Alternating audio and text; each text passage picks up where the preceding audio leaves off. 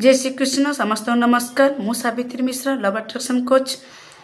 आज आम सांख्य योगर तृतीय अध्याय भगवद गीतार षष्ठ श्लोक आम शिखा। आसतु।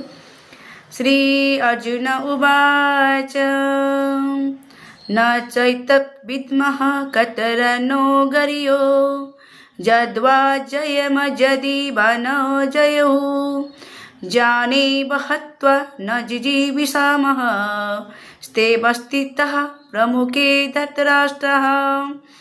एठारे अर्जुन कहउचंती न चैद विद्म कतरन्न गर्यो यद्वा जयम यदि वा न जयहु। कहउचंती एते जिति ए युद्ध रे जितिबा न जितिबा हारिबा न हारिबा ए दुईटी मध्य श्रेष्ठ कौन मुता किछि जानि पारुनै। मुता जानि पारुनै।